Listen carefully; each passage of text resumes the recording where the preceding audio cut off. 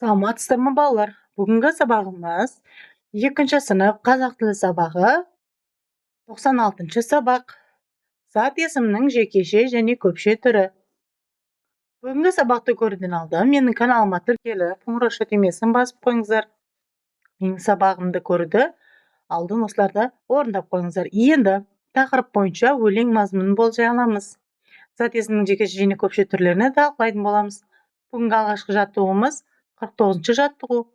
Тақырыбына қарап өлең мазмұнын болжа. Өлеңді мәнерлеп оқы. Өтірік өлең.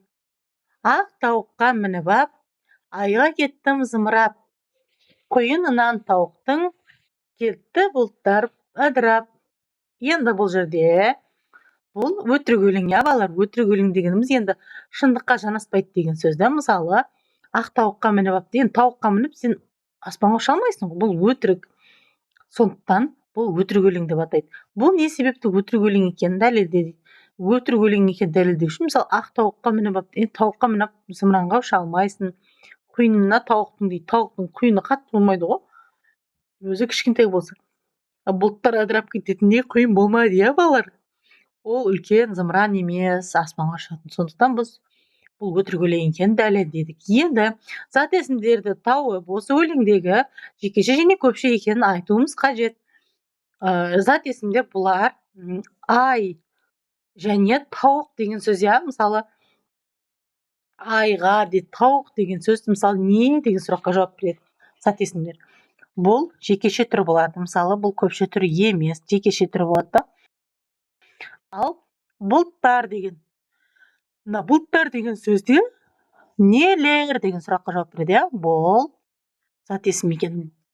Көпше түрі, зат есімнің көпше түрі болып саналады екен, балалар. Осылай жекеше және көпше түрі екенін анықтадық, балалар.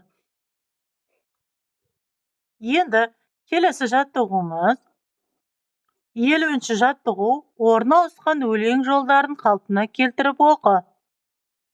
Көгершін. Бұл жерде шатастырылған. Көгершін, сөйтіп қолға үйренсін. Көгершін келер жем үшін балалар жем себелік. Ол жерде түсініксіз болып қалды. Мағынасын қараңыздар. Орындары ауысып кеткен. Ретсіз болып тұр да. Осы ретсіз өлеңді біз реттейміз.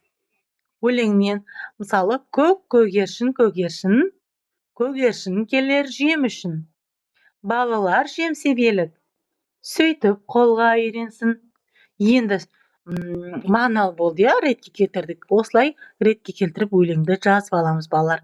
Енді өлеңнен зат есімнің жекеше және көпше түрлерін тап дейді. Бұл жерде жекеше зат есім көгершін және жем деген сөз. Не деген сұраққа жауап беріп тұр, бұлар жекеше екен. Ал көпше зат есім балалар деген сөз, нелер деген сөз сұраққа жауап береді. Немесе кімдер деген сұраққа жауап береді. Бұл зат есімнің көпше түрі екен. Осылай зат есімнің жекеше және көпше түрлерін ажыратып жазып қоямыз, балалар. Өлеңді дұрыс нұсқасын жазып қойдым, жазып аласыздар. Енді келесі 51-ші жаттығуымыз тірек сөздерді пайдаланып, көгершін бейбітшілік құсы тақырыбына мәтін құрастырып жаз. Тірек сөздер: көгершін бейбітшілік құсы хабар әкелген, себебі ертеде хат тасушы алыс елдерден деген сұрақ. Тірек сөздер берілген, осы тірек сөздер пайдаланып біз мәтін құрастырамыз. Тақырыбы көгершін бейбітшілік құсы. Көгершін өте жақсы, адамға зияны жоқ бейбітшілік құсы. Ол ертеде хат тасушы қызметін атқарған. Себебі ол заманда алыс елдерден хат жіберу қиын болған. Хат хабар жіберу қиын болған, Мына жерге жазып қойсақ болады. Мысалы, хат хабар қиын бол. Хат хабар жіберу немесе хабар жіберу дейді. Мысалы, хабар жіберу қиын болған. Көгершін бұл қызметті жақсы жасаған, Ол екі елдің арасын бір-біріне хабар жіберу үшін, жаңалықты жіберу үшін көгершінді пайдаланған екен. Көгершін құсы өте ақылды құс болғандықтан осы хаттарды тура сол мемлекетке, елге апарып берген екен. Осындай керемет қызметті атқарған екен. Енді қазір көгершіндер ондай жұмыс істемейді. Қазір барлығы телефонда, барлығы жаңалықты телефон, телевидение арқылы жеткізіліп отыр, иә. Енді сіздер осыны біліп алыңыздар, баяғыда көгершінді осылай қызмет атқарған. Сол үшін көгершінге ешқандай зиян тигізбеу қажет, есте сақтағаныңыздар балалар. Келесі, елу екінші жаттығу, жаңылтпашты жатқа жаз. Жаңылтпашты жатқа жазып аласыздар. Торта қойдым, орта қойдым, орта қойдым, жорта қойдым деп осылай көшіріп аласыздар балалар.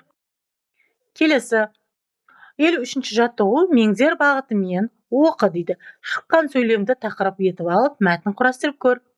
Меңзер бағытымен шыққан сөз, мына домалақтағы сөздерді біз құрастырамыз.